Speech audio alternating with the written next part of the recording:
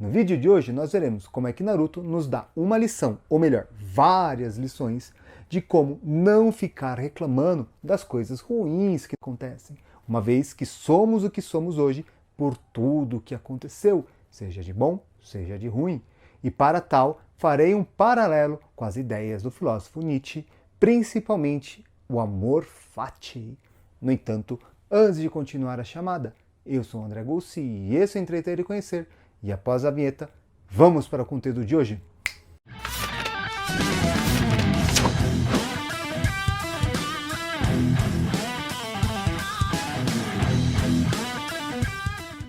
Com Naruto, nós podemos pegar vários exemplos legais de como superar momentos difíceis e não ficar reclamando da vida. Tanto que esse será o foco de hoje. E para tal, eu me limitarei à terceira temporada, mais precisamente na fase final do exame Chunin, no qual tem dois diálogos ali que traz muito explícito o que é o amor fati para Nietzsche, que é contra o Gaara e o Neji. No entanto, antes nós temos que definir o que seria amor fati para Nietzsche, que em poucas palavras seria você amar a vida do jeito que ela é. Tudo que lhe aconteceu, seja de bom ou seja de ruim, seja de bom ou de ruim, é o que define o que você é. Ou seja, você é o que é por tudo que você passou. Se algo diferente tivesse acontecido lá atrás, você não teria sido essa pessoa que você é. Então, você não deve reclamar da vida e ficar se lamentando, ai, que não sei o que, blá blá blá, sem o vitimismo. E aqui que é o interessante, se você não está feliz com a sua atual situação, você não tem que olhar para o passado e reclamar. E sim olhar para o futuro e tomar atitudes para melhorar, e lá na frente você não se queixar mais. Ou seja, amor fati é, ame sua vida do jeito que ela é. Se caso tem alguma coisa lhe incomodando que você não goste, tome atitude, mude, por mais que você quebre a cara inúmeras vezes. E aqui nós já podemos fazer um traço com Naruto. Em toda a trama de Naruto, no clássico Shippuden ou em Boruto, quantas vezes esse personagem tentou mudar a situação dele, quebrou a cara, porém não desistiu. Foi lá tentando até conseguir conquistar os objetivos dele. Então, nesse sentido, sendo um exemplo mais do que brilhante de amor fati. Porém, eu quero trazer aqui aqueles dois diálogos da terceira temporada nas fases finais de Chunin. No entanto, eu inverterei a ordem. Falarei primeiro da luta Neji e depois de Gaara, porque com Gaara aqui tem exemplos assim muito bons que eu gostaria de deixar para o final. Vamos aqui contextualizar um pouquinho antes do conflito entre Naruto e o Neji. Quando o Naruto estava a caminho lá do torneio, ele encontra a Hinata e passa a ter uma conversa com ela. E ela dá um baita de apoio moral, falando exatamente o que ele precisava ouvir para levantar sua moral durante o combate.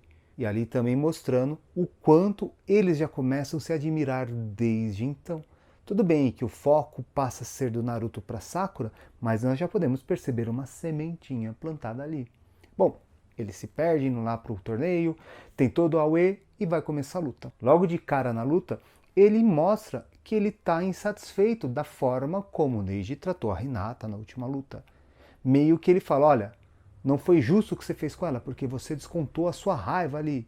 E o Neji passa a explicar a vida dele, todo o drama da família, superior, inferior. No caso, o pai dele era irmão gêmeo do pai da Hinata, no qual o pai do Neji sacrifica a sua vida para salvar o pai da Hinata. E sem contar que ele fala que ele tem uma maldição, uma marca, no qual ele tem que sempre servir a família principal, e se ele não fizer algo devido, ele pode morrer ou algo de ruim. É o selo da maldição ali. E aí o Naruto começa a dar lição. Você acha que é só você que tem uma maldição? Que só você que sofre? E aí ele está se referindo à raposa de 9 caudas que está dentro dele, que é um demônio maior para você controlar dentro de si, que é uma maldição tão ruim assim. E ele fala que nosso destino a gente pode mudar, por mais fracassos que a gente aparece. E ele vai falando, eu sou um fracassado? Sim, e muito. Porém, eu não desisto, eu vou atrás do que eu quero. Não importa quantas vezes eu caia. Eu posso ficar ali triste, baqueado, mas eu vou em frente atrás do meu objetivo. E aqui é um exemplo claro de amor fati. Eu fiz coisa ruim, ou fiz coisa errada, eu sofri, não importa. Eu vou tirar isso como experiência e sigo em frente. E aqui eu consigo traçar um outro exemplo magnífico, que ninguém nasce pronto. O próprio Steve Jobs falava que para a gente ter a perfeição em algo, nós temos que treinar mais de 10 mil horas. Ou seja, e o Naruto está mostrando, eu não nasci pronto e eu vou me esforçar, vou treinar o máximo que eu puder para conseguir atingir os meus objetivos. E ele acaba falando, e só para você saber, eu repeti 3 vezes antes de conseguir passar na prova lá para se tornar um ninja. Enfim, não desista, não venha com o discurso do mimimismo sem ser vítima da sociedade. Levante, sacuda a poeira e vai atrás do que você precisa. Era mais ou menos esse o discurso de Naruto, que se relaciona diretamente com Nietzsche. E aqui eu quero fazer um parênteses. Isso não quer dizer que o autor de Naruto usou Nietzsche e quis colocar ali de forma expressa. No entanto, eu consigo identificar as semelhanças e trazer o exemplo ilustrando, certo? E agora vamos para o diálogo de Naruto com Gaara, que aconteceu um dia antes das finais. Contextualizando a cena, Naruto estava no hospital após o treino exaustivo lá com Jiraiya, conseguir invocar o sapo e tudo mais. Quando ele acorda, encontra Shikamaru e vai resolver fazer uma visita ao Lee. E lá ele depara com Gaara quase matando o Rock Lee. E logo após, os três começam a dialogar e o Gaara conta o seu passado, da maldição que por conta dele, a mãe dele morreu, que ele passa a ser renegado, colocado de lado, e a única coisa que faz ele se sentir bem é quando ele mata alguém. E aqui também sendo exemplo de amor fati, mas não de uma forma positiva quanto Naruto. Por quê? O Gaara fala, olha, eu sou uma maldição mesmo, eu encaro isso e a minha vida é minha sina. Então, para saciar minha fome, para me sentir vivo, eu vou matar as pessoas. E ele faz o que faz. E é assim que é apresentado esse personagem em vários momentos da trama para nós.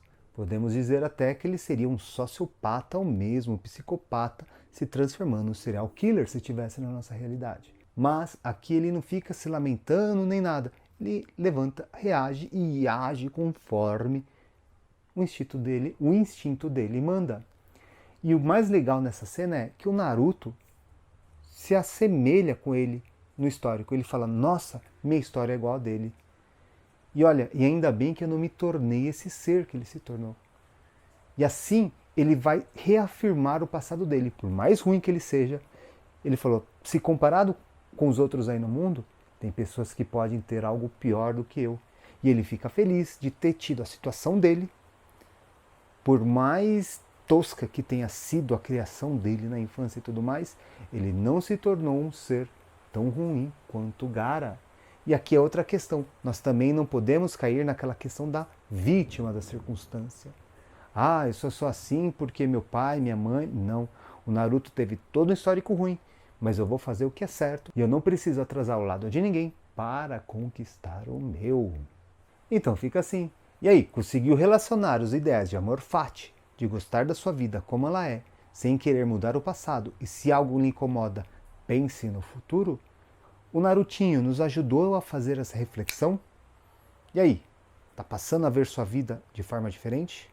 Como seria você em relação ao amor fati? E para fechar aqui, a sessão agradecimentos, que como sempre vai a Lilian, minha esposa, na ajuda e na estrutura como canal. Muito obrigado, amor. E lógico, não poderia de deixar de agradecer a você que assistiu até aqui. Muito obrigado e até a próxima!